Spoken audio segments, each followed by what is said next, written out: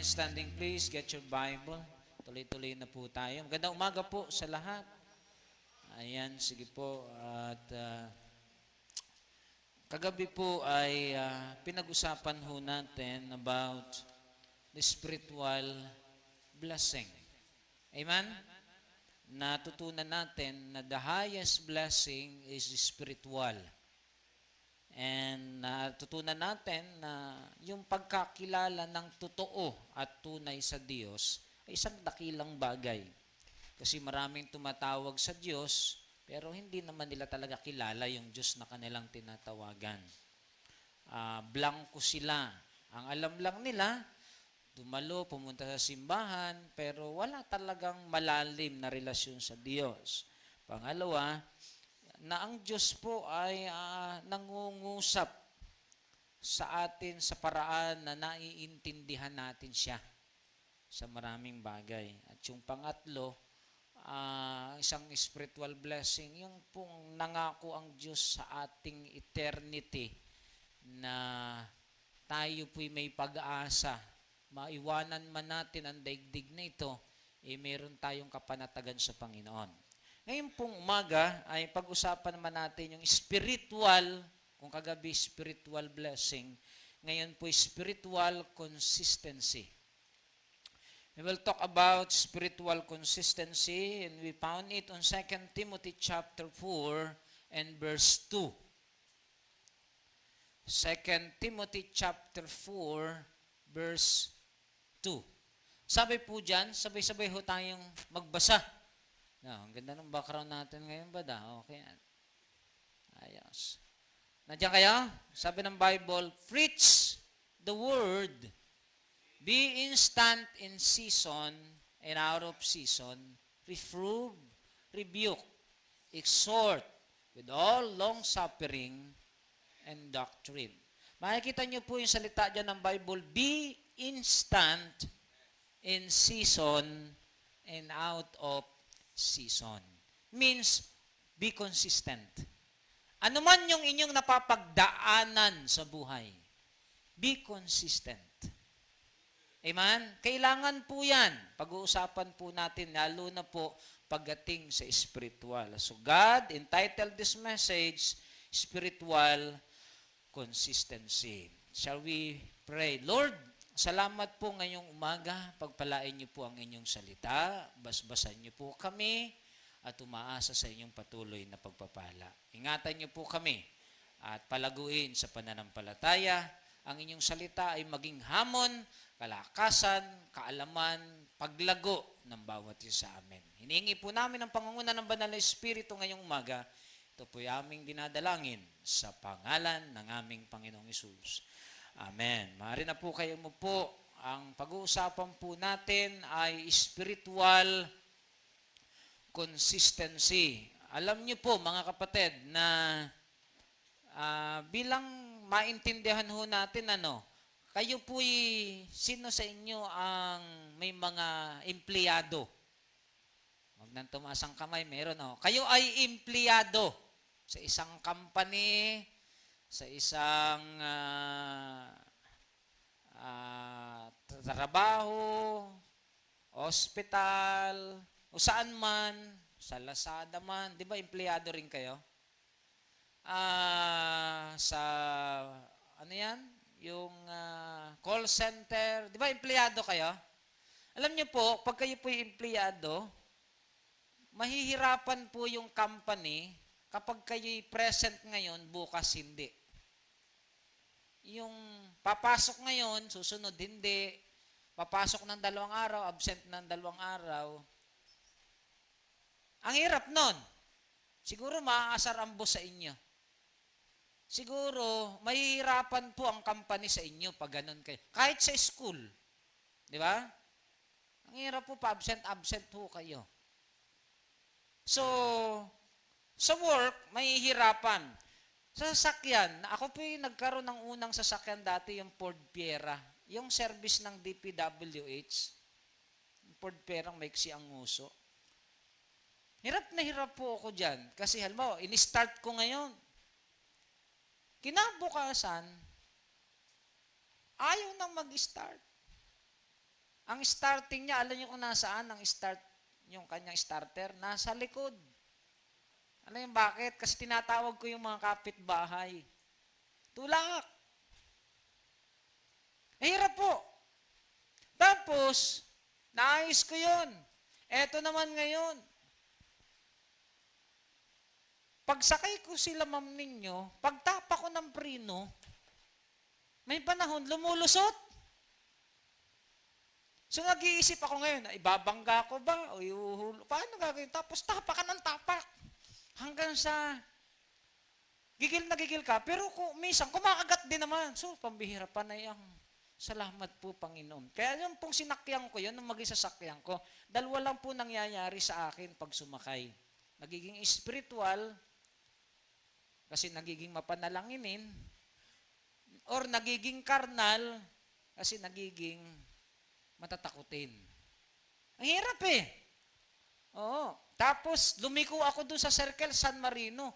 Para siyang truck-truckan, natanggal yung gulong sa likod kasama yung, ano tawag doon? Bearing. Nabunot yung bearing. Dala-dala yung mahabang ihi. Sabi ko, patay. Pagliko ko sa kabila, bumalik. Sabi ko, ayos. So, hindi mo alam kung kailan matatanggal. Alam niyo po mga kapatid, binenta ko yun. Binenta ko ng 25,000. Tonto ay nakabili. Akala niya.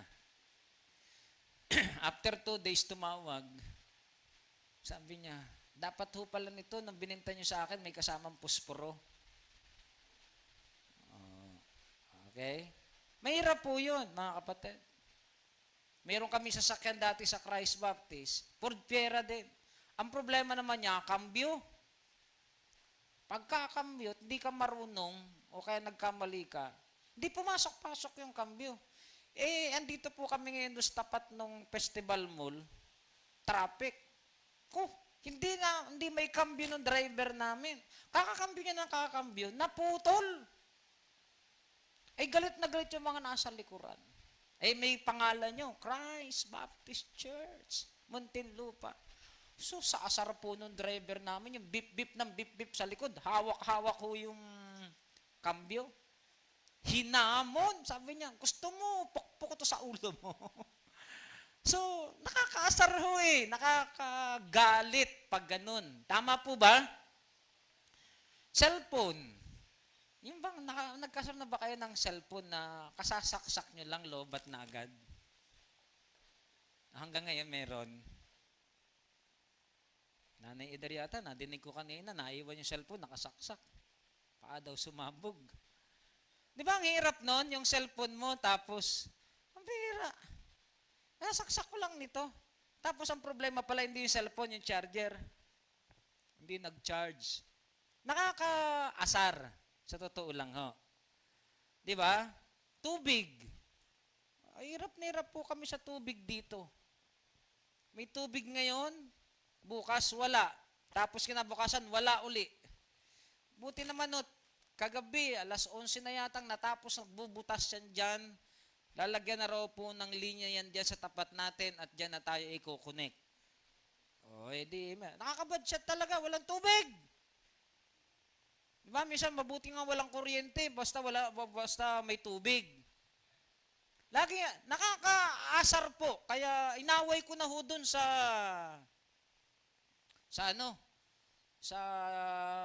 Prime. Tapos kasi nung nakaraan, binigay sa akin ni Boyet na bill, tumaas ang bill. Aba, punta ako dun sa opisina. Paano nangyaring tataas ang bill namin, wala nga kayong tubig? So, binakapan ako ng mga tao sa likod. Hindi may kakampi ako. Sabi sa akin nung head, sir, dito ho tayo. Kasi nakakakuha ng kakampi yung mga tao, aawayin sila eh. Ano bang problema niyo, pastor? Paano nangyaring tumaas ang bill namin, wala nga kayong tubig? Naiintindihan natin, may tubig ka wala, magbabayad ka ng regular mong binabayaran. Tama? Pero sabi ko, ang hindi ko matanggap, tataas ang bill namin na wala kayong tubig. Sir, titingnan ho namin yung inyong metro. O paano gagawin namin ngayon? Babayaran pa rin namin yan? Nakakaasar ho talaga eh. Wala na nga tubig, tataas pa yung bill mo dahil sabi ko, paano nangyari yun? So, mga kapatid, kahit sa ibang bagay, pag hindi consistent, nakakayamot, nakakagalit, nakakasira ng mood. Now, ganun din naman po pagdating sa spiritual. Amen po ba? Wala na nag-amen. Kung kayo po'y nire-required ng inyong company, ng inyong boss, na kayo'y dapat maging consistent, ako po'y naniniwala na pagdating sa spiritual na bagay, nire-require din po tayo ng Diyos na dapat tayo maging consistent. Sabi naman po ng Panginoon, di ba? Yung kay Cesar ay kay Cesar. Di ba? Yung sa Diyos ay sa Diyos. Di po ba? Nabasa niyo po ba yan sa Mateo? Na yung kay Cesar ay kay Cesar.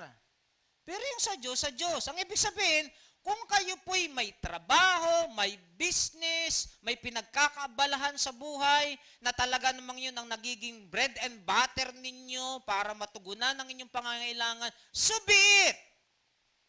Do it consistently. Amen. Pero pagdating naman po sa Panginoon, ang sabi ng Panginoon, pagdating naman sa akin, dapat ganun din yung ginagawa ninyo. Amen po.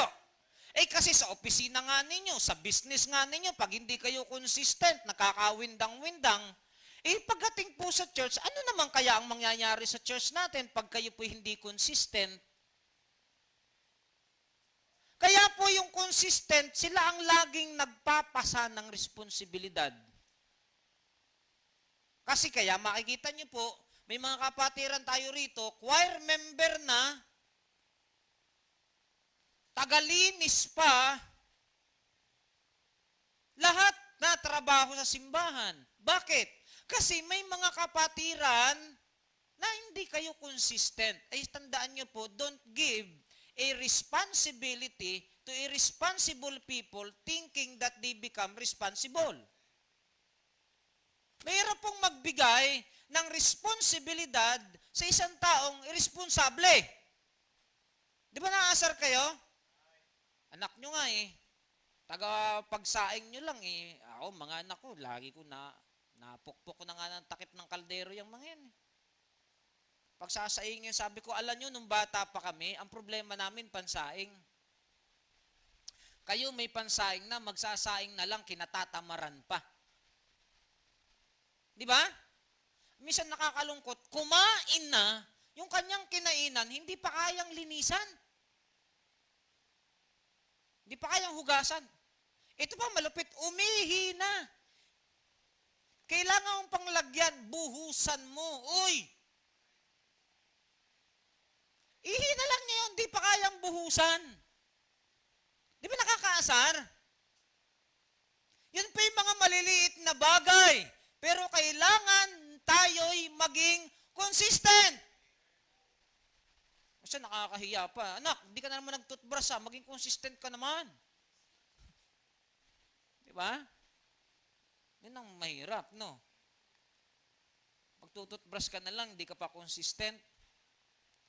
Now, kaya ano sabi ng Panginoon? Noon po kasi ang pera, may perang pang templo at may perang pang gastos.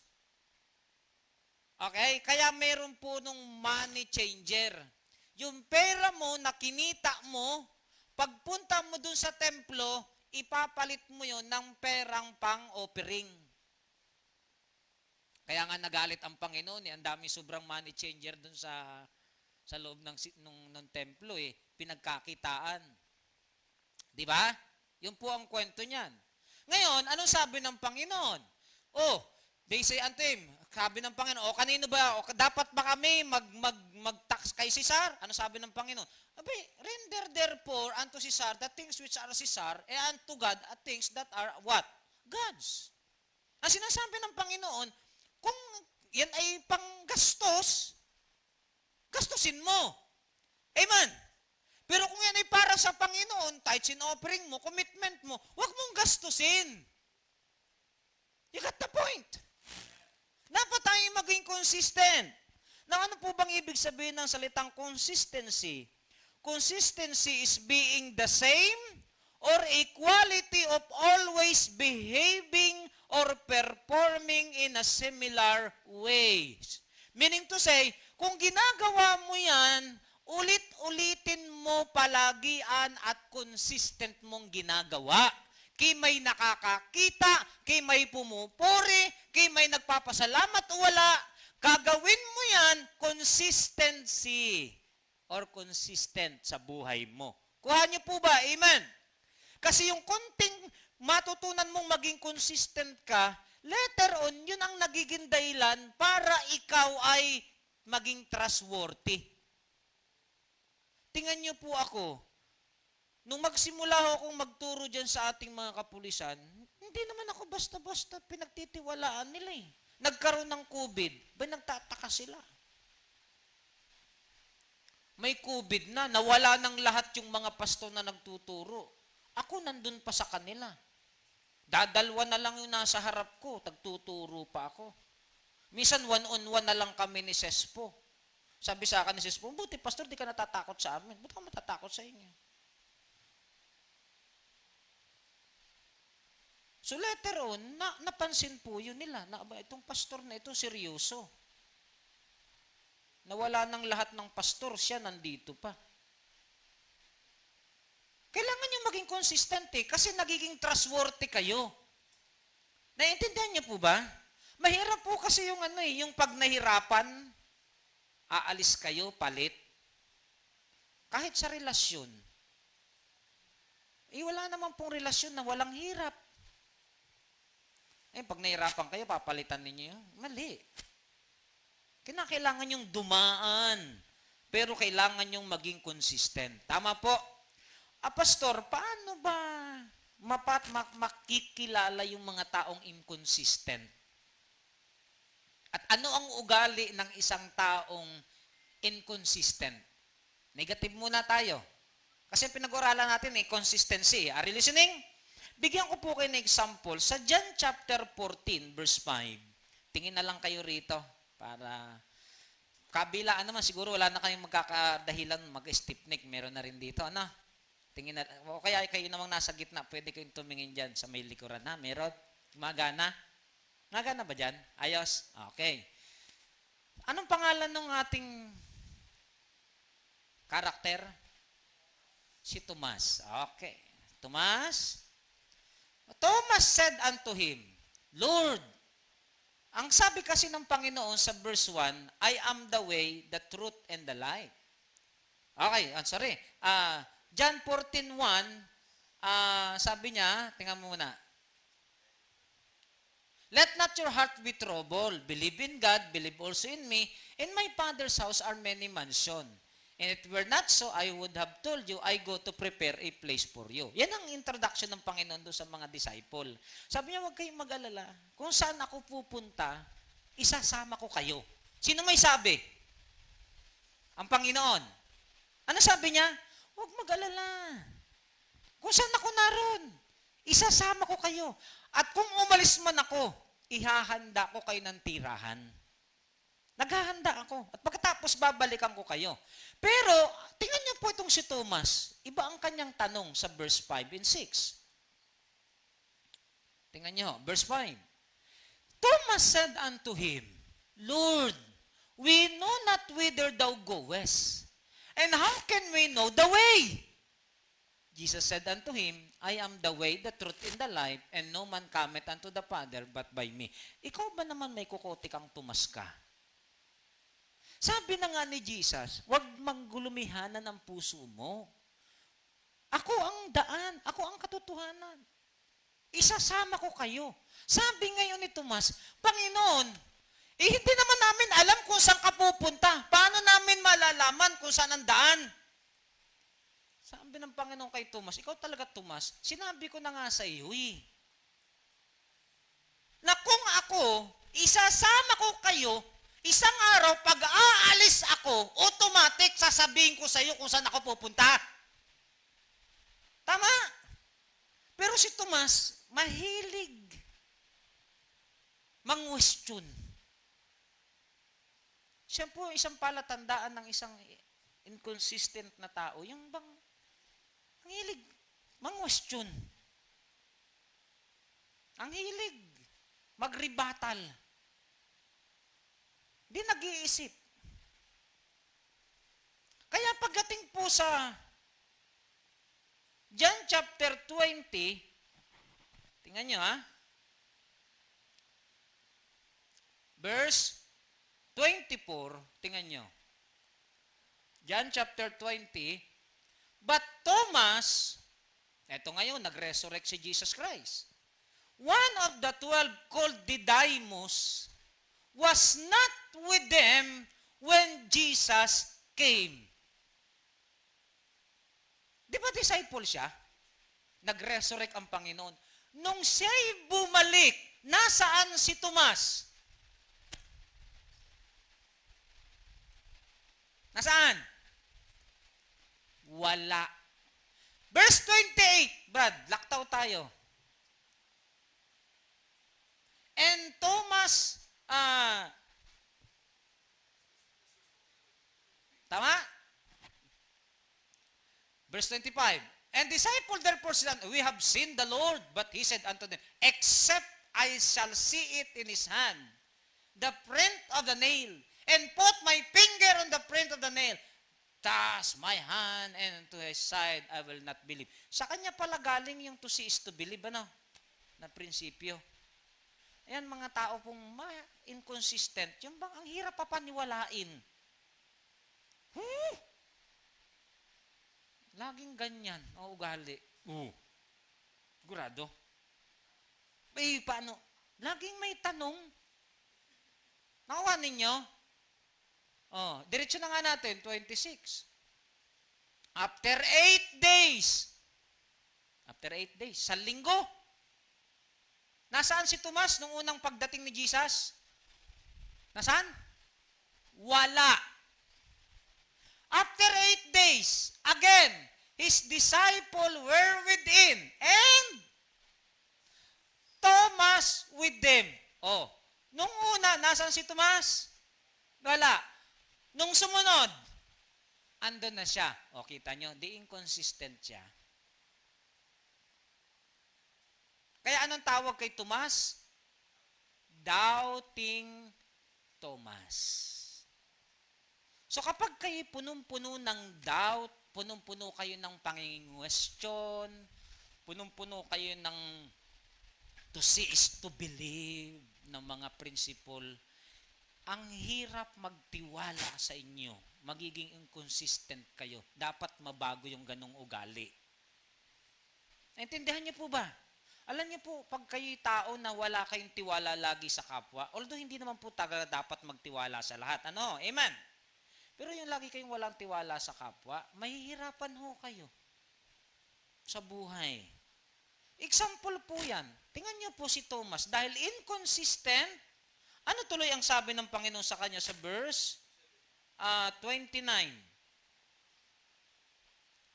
John 20:29, please.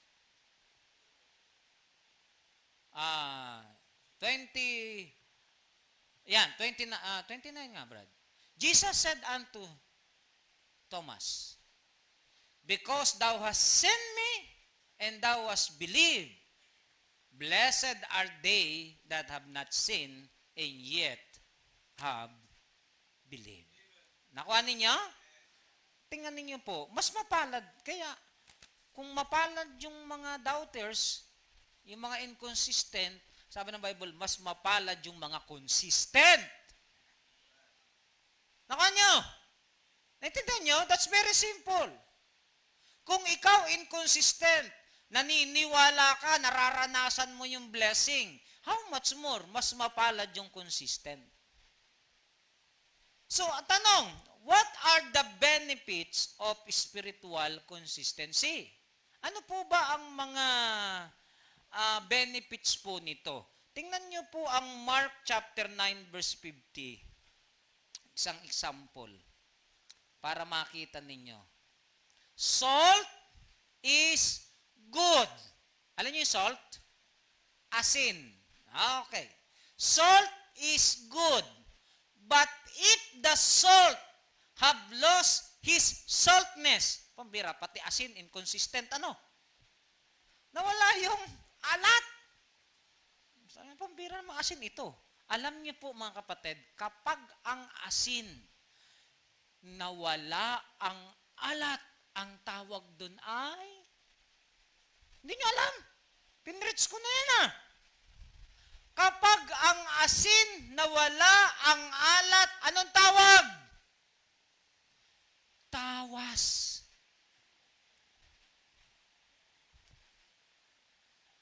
Hindi na panglagay sa ulam, panglagay sa kilikili.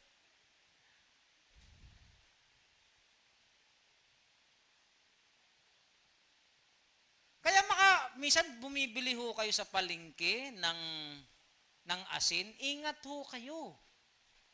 Kasi kaya mas mura po ang kilo ng tawas sa asin. Kaya magtataka ho kayo. Sabi niya, bakit ba itong asin na nabili ko? Ang dami ko nang nailagay, ilang kutsara na. Tingnan mo, maasim-asim. Tawas. Kaya kita mo mang pagkain mo, di ba may laso ka? Tanggal. Kasi ang kinain mo hindi asin, tawas. Ano sabi ng Bible? Salt is good, but that salt is inconsistent at nawala ang alat. Walang kwenta. Inconsistency. Now, tanong, ano po ang benefits ng consistency? As Christian, we are supposedly model of consistency before others. Dapat tayo ang unang-unang kakitaan ng consistency. Ano po ang benefits po nito? Kasi pag consistent ho kayo, nagiging trustworthy nga kayo. Napagtitiwalaan ho kayo. Maraming magtitiwala sa inyo. Marami po ang taong magdidepende sa inyo kahit minsan wala kayong pinag-aralan, wala kayong ganong katinding kakayanan, pero dahil kayo consistent, iba po yun. Di ba sabi ng Chinese, a rolling stone gathered no moss. Now, ano ang benefits, kapatid? Marami po sa company ang napopromote, hindi lang dahil sila'y qualified, but because they are consistent. Tama, mali? Ang isang patutuo niyan, yung pinelikula po ni Fernando Po Jr., yung Ipimako Velasco. Consistent siyang naging janitor habang nag-aaral. Naging, taga-Cavite po yan. Si Ipimako Velasco.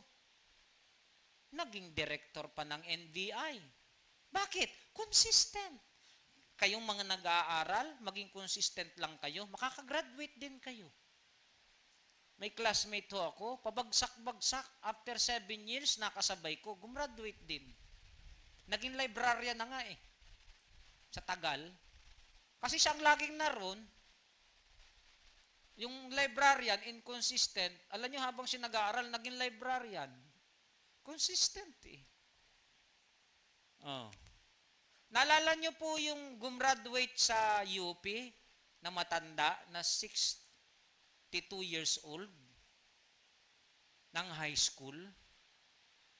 Alam niyo, mga kapatid, pinromote ng UP, ginawang librarian. Alam niyo, sabi niya, grabe ito.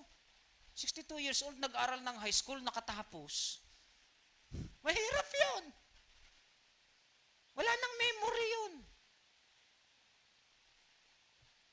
Consistency. Kasi nagiging trustworthy ho kayo. Mahalaga po yan. Are you with me? Amen? Sa lahat ng bagay, we as Christian, we are expected, we are supposedly consistent as model of consistency before others. Kasi pag hindi ho kayo naging consistent, ang hirap din po sa church na ano kaya't nakatagpo kayo ng pastor na inconsistent. Oh, nalala niyo isang pastor na nag-mission sa Bicol nung nahirapan, pumunta sa Mindoro, nung mahirapan, pumunta sa Lubang Island. Kasama ko pa si Brother Paul noon. Pagdating, nahirapan na naman sa Lubang Island, andyan na naman ngayon sa Silang. Mahirap kahit pastor eh. Wala kang ma-accomplish.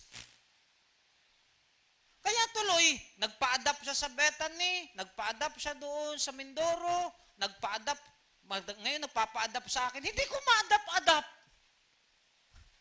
Kasi, sabi ko, saan ka ba talaga, kuya? Tinawag ka ba talaga, ate? May isang pastor, inconsistent din, nag-mission dito sa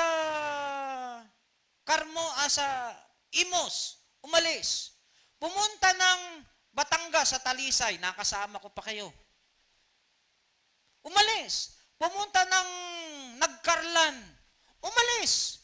Pumunta ngayon dito sa akin, andyan na naman siya sa may SM. Sabi ko, baka sa SM nagmay mission to. Humihingi ng tulong sa akin, support. Gusto ko siyang tulungan, pero hindi ko matulong-tulungan. Kasi alam niyo kung bakit? Hindi ko maintindihan eh.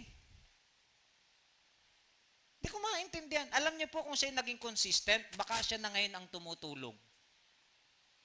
Kaya gustong kong pagturuin sa Bible School, sabi niya, Pastor, pag mayroong kang bakanting subject ha, pagturuin mo naman ako. Ay, nung nakaraan may bakante. Dinisolve ko na lang yung subject. Eh, kasi pagtuturuin mo yung inconsistent, anong magiging espiritu ng mga estudyante? You got the point, amen? Tatiyakin ko po sa inyo, for 26 years as your pastor, nawawala lang ako sa church na ito dahil speaker ako sa ibang church. Pero Merkules, Sabado, Linggo, never, kahit na dumating sa pagkakataon, inuusong ako ng mga tatay, makatayo lang. Nagpipreach ako sa harap nyo. Tama? May sakit na si ma'am nyo.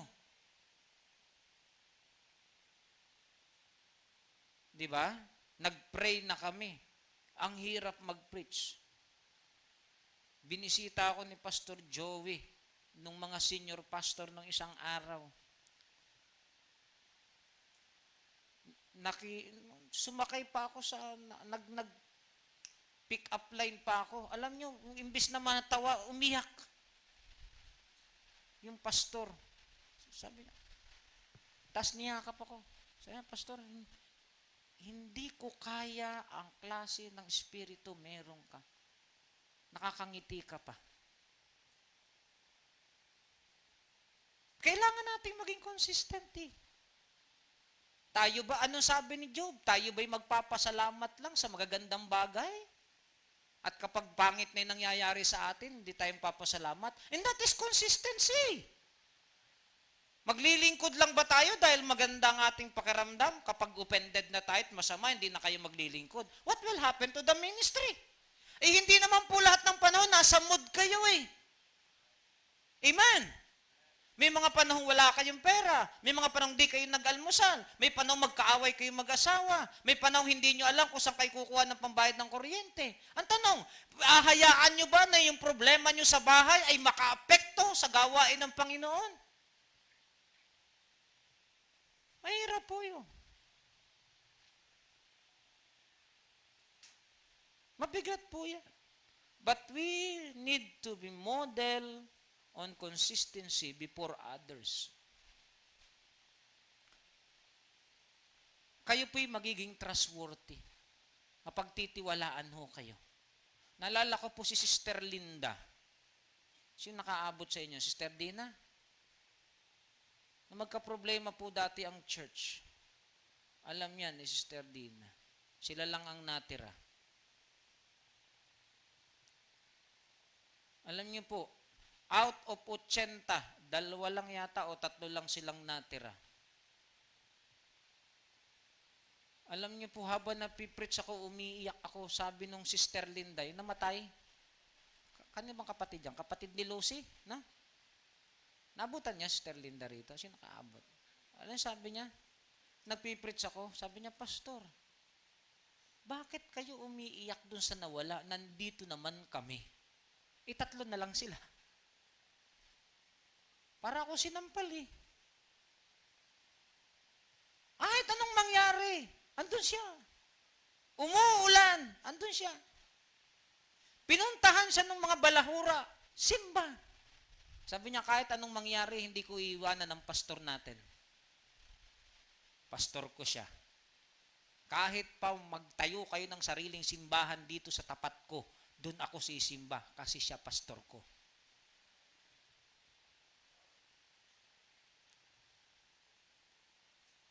Kung siya man ay may pagkukulang o pagkakamali, hayaan ninyo ang Panginoon magturo sa kanya. Pero ako, wala akong karapatang turuan siya. Magsisimba pa rin ako dahil siya pastor. Consistent. Mahirap yun. Lalo na po sa ngayon, ang daming mga simbahan sa tabi-tabi, para na lang, ang daming mga Ulupong Baptist Church dyan sa mga tabi-tabi.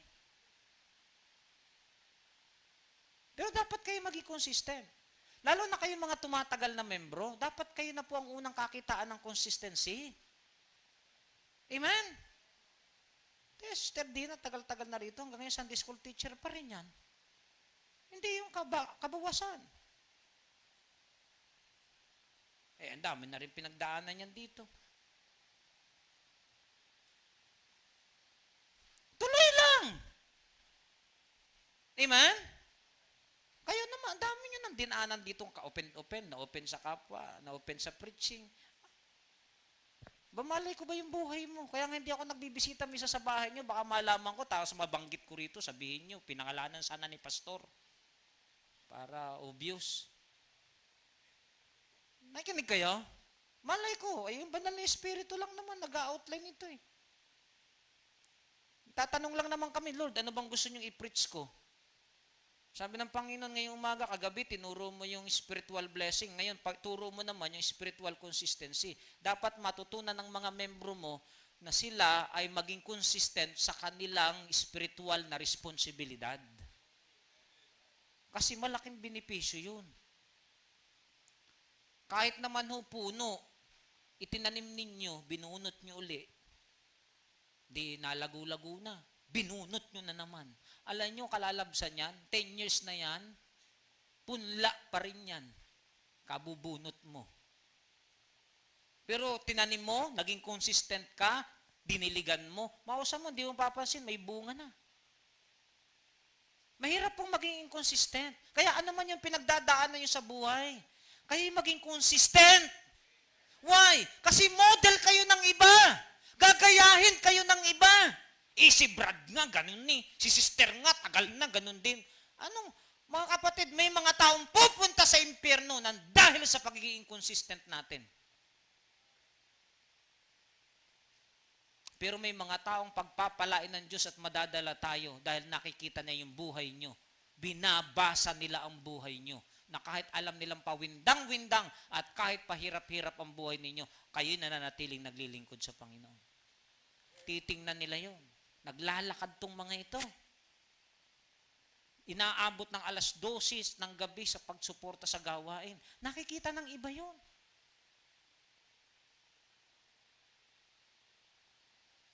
Sa ministry po, hindi lang pagalingan eh. Talagang patsagaan. Magbubunga. Sabi ko nga po sa inyo eh, matagal na akong nandyan sa, dumadalo dyan sa mga pastor dito sa Dasma.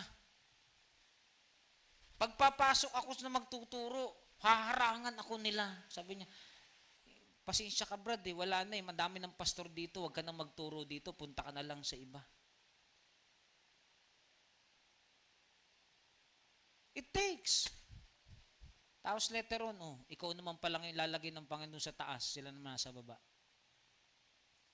Sila naman ngayon nagtatanong, Pastor Paul, pwede ba kaming magturo?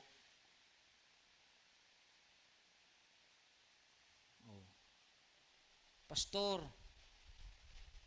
nakakainggit naman po kayo, andyan kayo ngayon. Sabi ko, biyaya ng Panginoon to.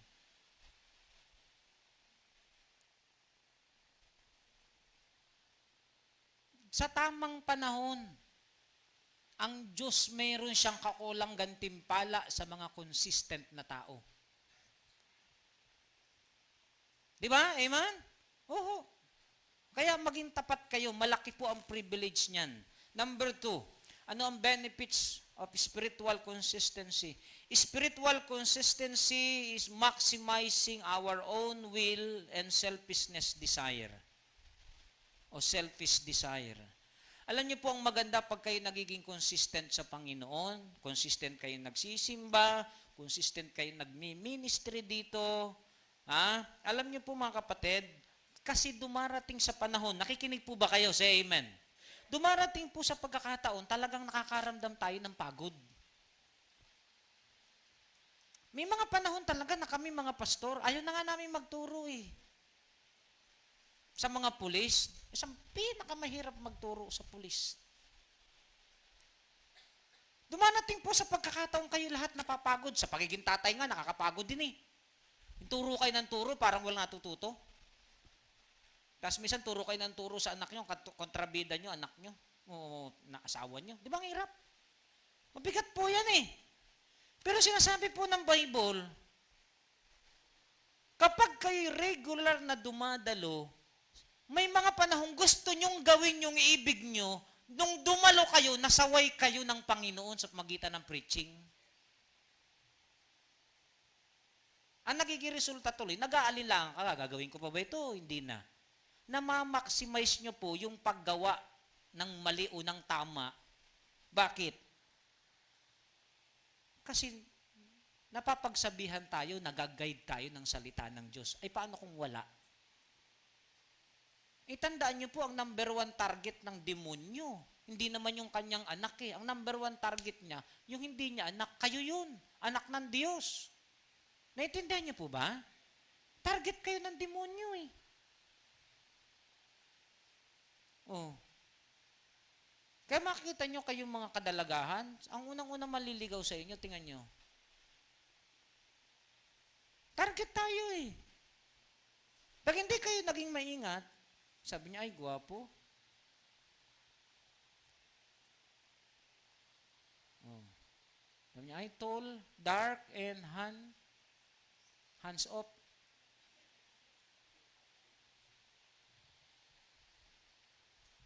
Romans 6:13. Tingnan niya. Romans chapter 6 verse 13. Neither yield ye your members as instrument of unrighteousness unto sin, but ye yourselves unto God, and those that are alive from the dead, and your members as instrument of righteousness unto God. Dapat tayo maging instrumento ng kagandahan. Say amen. Kaya minsan, kakita niyo yung mga Kristiyanong pakarnal-karnal, tingnan niyo, bumabalik kayo sa inyong dating style. Kasi nag-yield ninyo yung sarili ninyo eh. Kristiyano, nung hindi pa kayo mananampalataya, manginginom kayo. Naging Kristiyano kayo, unti-unting nawawala yun. Ngayon, pag kayo po'y inconsistent, sisimba kayo, hindi, maglilingkod kayo, hindi, later on, yung mga barkada mong iniwan mo, babalikan mo yun. At yayayain ka na namang mag-inom, yayayain ka na namang magbisyo, yayayain ka na naman sa kalukuhan. Bakit? Wala kang lakas. Lobat ka. Nakuha niyo po ako? Amen? Mawalan ka ng lakas eh. Matetend ka uli na gawin yun. Bakit? Wala ka namang lakas para hadlangan yung sarili mo eh. So, kailangan natin yung consistency na dumalo ka dyan, nakaupo ka lang dyan. Kahit pastor naman, reklamo lang, ganito lang. Sige lang, kahit nakaupo ka, reklamo ka na reklamo, darating ang panahon. Kakausapin ka naman ng Diyos dyan eh. Maging consistent ka lang. Yung ang bato na pagkatigas-tigas, yung ang granite na pagkatigas-tigas, kapapatakpo ng tubig na bubutas eh. Di ba? Galing po kami sa Coron. Meron po dong bato na ang ganda, naka-curve. Dadaan ka ron, lalangoy ka. Pagdating mo po sa loob, may parang katedral, tapos doon nagsiswimming, walang araw. Sabi nila, siguro. Pero alam niyo po, sabi sa pag-aaral, yun pala'y tama ng alon. Na habang humampas yung alon sa loob, nauukit yung gitna, hanggang sa, ang ganda-ganda sa loob. Bato.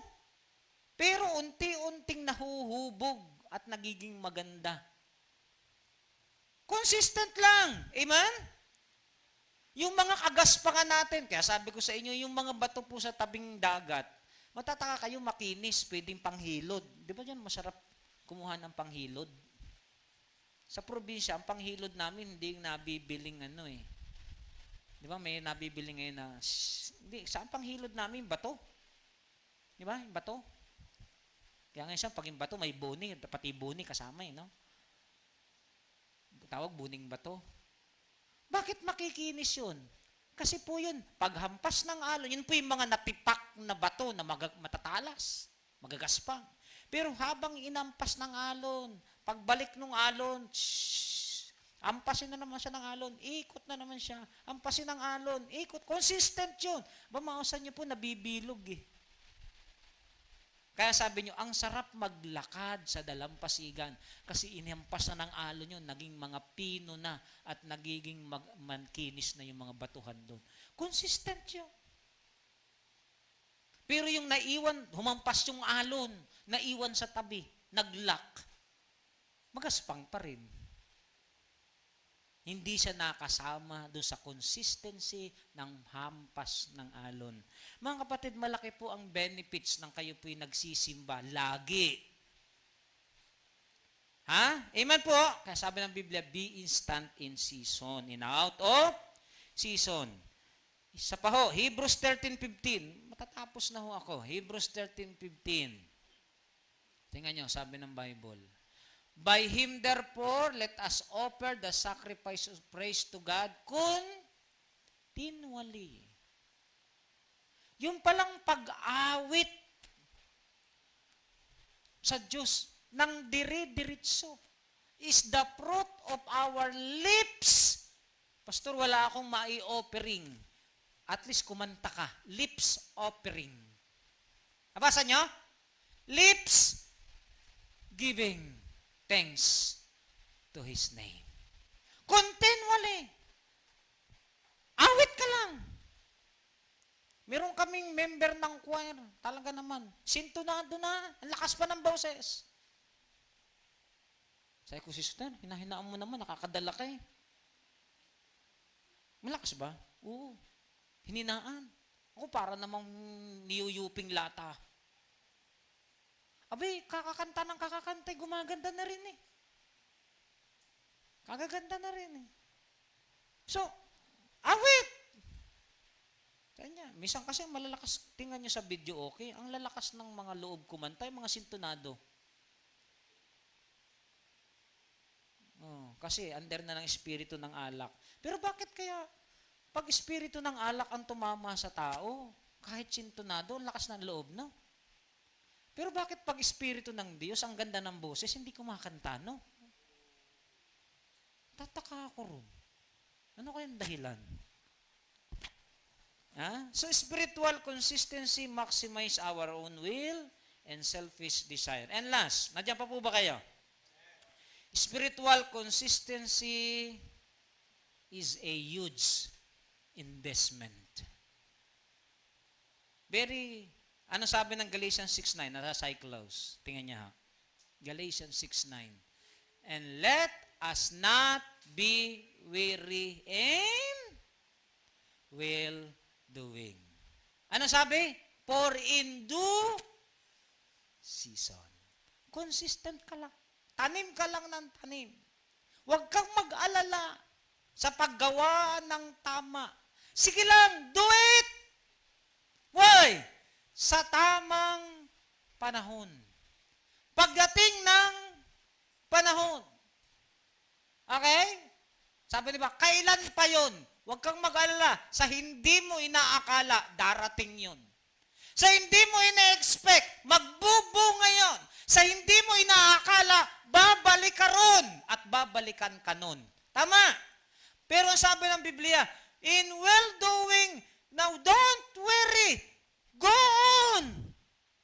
Kasi may mga bablak sa linya natin. May mga hahadlang sa paglilingkod. May mga pagsubok na darating sa buhay ninyo. Nahaharangan kayo, pahihintuin kayo. Sabi ng Bible, let us not be weary in well-doing. Sinabi ko sa inyo, the word weary may dalawang meaning. Kaya kayo nagwi-weary, gawa kayo ng gawa, wala kayong nakikitang resulta. Pangalawa, gawa kayo ng gawa, yung resulta ang tagal. Pero ang sabi ng Bible, huwag kang mag-alala. Kiyan ay madali, kaya wala kang nakikita. Darating ang panahon, magkakabunga rin yan.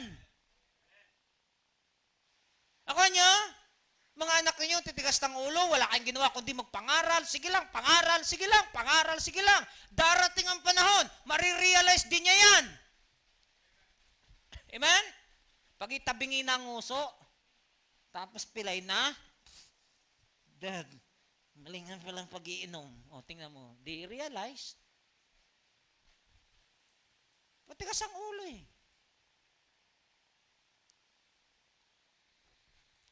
Tuturuan ang leksyon yan isang araw.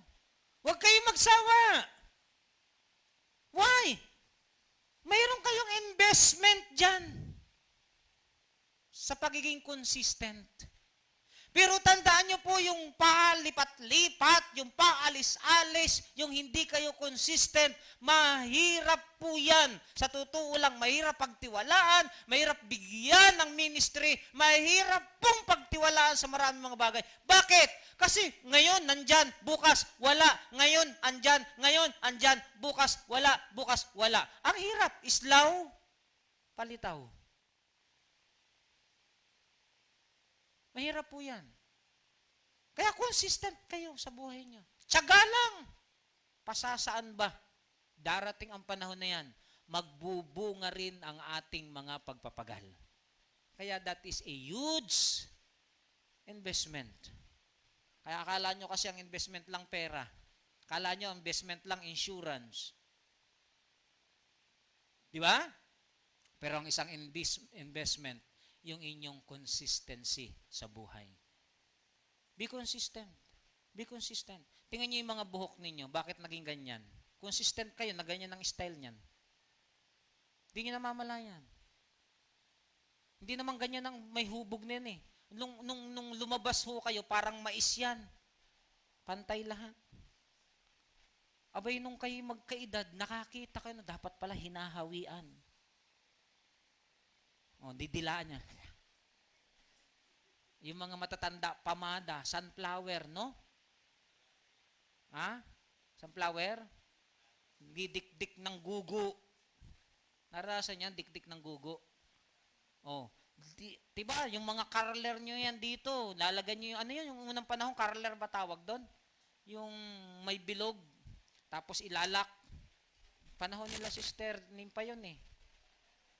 Alam niyo yun, kung ang buhok nyo gusto nyo paikutin sa loob, gaganon yan yun. Hindi ko alam tawag nun, hindi ako babae. Roller? O sige, kala ko curler eh. O diba? O, masa nyo, ganon na nga eh. O, kasi ngayon may mga riban-riban na. Sinusunog na. Diba? Pinaplansya na. Sunog talaga yan eh. O. Eh, nung makita nyo, tingnan nyo yung buhok ko nung binata ako. Ako talaga naman, tirik yan. Sabi ko, ang pangit ko pala. Sabi ko, anong sikreto? Sabi sa akin nung isang, lagi mong ganunin yung buhok mo. Tapos ganunin kabilaan. Tapos, pagkatapos, lagyan mo ng BB oil. Eh, siyempre, wala ka ng pera, BB oil. Pag tamaan ng araw, lagas. Kaya kanina, may tinignan ako sa internet, sabi niya, may nakalagay doon sa t-shirt.